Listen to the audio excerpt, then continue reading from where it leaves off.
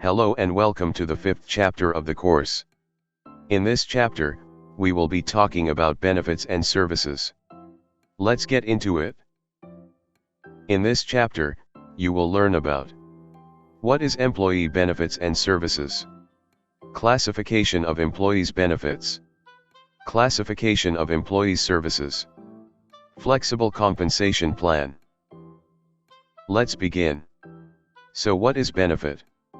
Benefits is defined as a compensation program/component which contributes to employees' welfare by fulfilling certain needs and demands for employees' convenience and comfort. It tends to be necessities for many people, normally for the sake of convenience.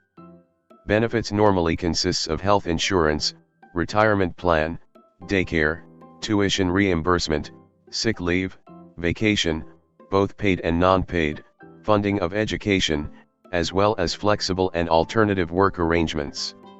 For services, it is deemed necessary to provide as a perk for employees. This include cafeterias, dry cleaning pickup services, shuttle services, on-site child care.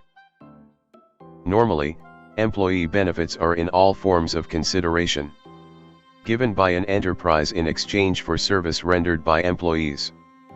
Post-employment benefits typically consist of retirement benefits like gratuity and pension. Other benefits such as post-employment life insurance and medical care. It also refers to forms of non-monetary compensation offered to select employees. Perk is not strictly necessary for the accomplishment of the employee's duties. Employee benefits normally represent virtually any form of compensation provided, such as in a form other than direct wages, or paid for in whole or in part by the employer, even if provided by a third party. As defined by Sunyu and Zarliha back in 2008, employee benefits is defined as any form of compensation provided by the organization other than wages or salaries that are paid for in whole or in part by the employer. There are a few classifications for employees' benefits. Continuity of income for disabled that provide temporary or permanent continuous payment in the case of employees got disabled. This help disabled employees to survive.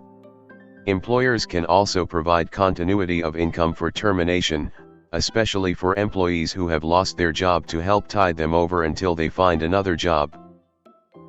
Employers can provide deferred income. It is an amount of money to employees, given as of certain date or period to enable them to live comfortably.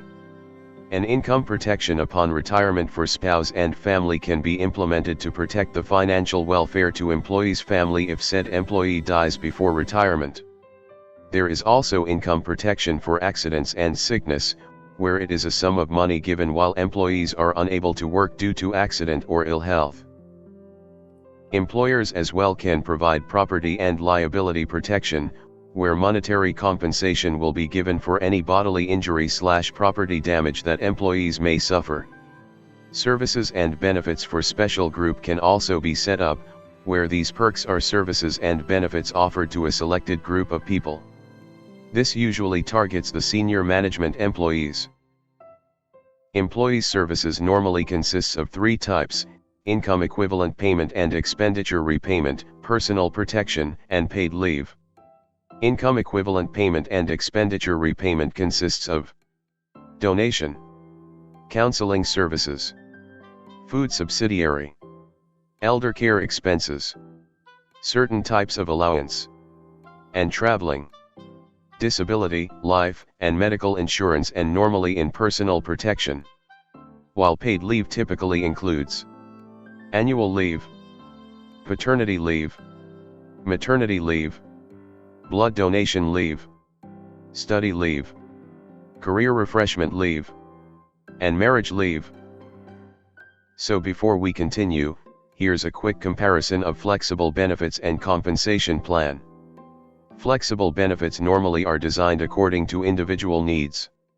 Meanwhile, compensation plan is where a company providing benefits to deduct the cost of benefits package, allocate employees' desired benefits by viewing more of the basic effective tax, and let employees decide what they think is beneficial and meaningful to them. The goal of a flexible compensation plan is really simple. It gives appreciation towards the employer's interest and desire to improve the lives of his employees. It builds loyalty and motivate performance, which this indirectly boosts productivity. It helps on understanding of the value and cost of each benefits and compensation component. It as well helps understanding of the value and cost of the benefits program as a whole. In the process of developing the benefits plan, on the first step, employees first suggest the benefits they want. HR experts then provide guidance in developing and structuring the benefits plan based on the suggestions received from their employees. Senior management then determine and develop the benefits plan. A flexible plan might seem flexible, but there are some drawbacks from it, where it includes change in basic wage level, change in number of family members, change in benefits and premium cost, chances to make change from employees. Alright. Let's do a quick recap. Get a piece of paper and try to list out. First, classifications of employees' benefit. Second, the examples of paid leave.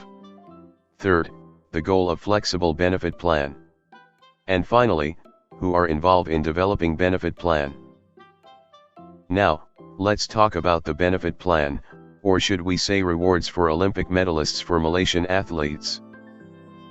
For individual athletes, athletes getting the gold medal will receive a 1 million ringgit reward, 300,000 ringgit for a silver medal, and a 100,000 ringgit for getting a bronze medal. For teams with less than 5 individuals, teams getting the gold medal will receive a 1 million ringgit reward per team, 300,000 ringgit for a silver medal, and a 100,000 ringgit for getting a bronze medal. And for teams with 5 individuals or more, teams getting the gold medal will receive a 150,000 ringgit reward per athlete, 40,000 ringgit per athlete for a silver medal, and 20,000 ringgit per athlete for getting a bronze medal. Let's continue. What is employee benefits and services? According to Dessler, benefits can be defined as indirect financial and non-financial returns for continuous employment with an organization. Indirect financial compensation is called benefits and services. Let's continue with the cafeteria plan. What is a cafeteria plan? A cafeteria plan is a written benefit plan maintained by an employer for the benefit of its employees. The plan must allow employees to choose between 2 or more benefits consisting of cash, or a taxable benefit which is treated as cash, and certain qualified benefits, Internal Revenue Service Office. Quoted by Thierry and Krunen, a cafeteria plan is an employee's benefits plan which allows employees to choose from a list of options, much like they might choose from a cafeteria menu.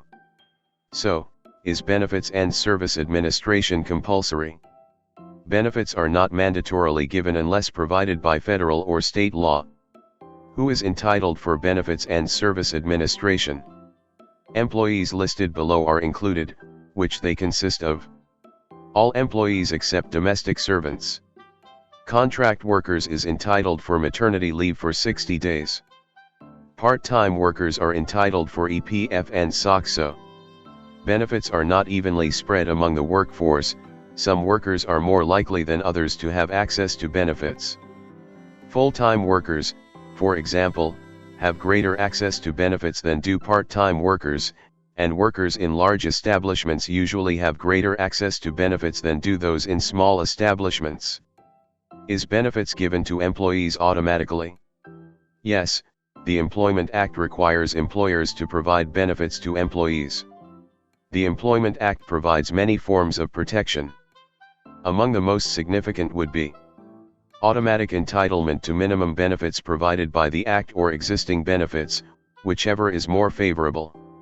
Minimum notice period for termination or wages in lieu of notice. Minimum days of work for certain industry. Maternity benefits. Leave, holiday, rest day and payments. Termination and layoff benefits. Right to seek intervention of the Labor Office for failure of employer to uphold agreed terms of employment. That's all for this part. We hope you understand and we'll see you in the next part.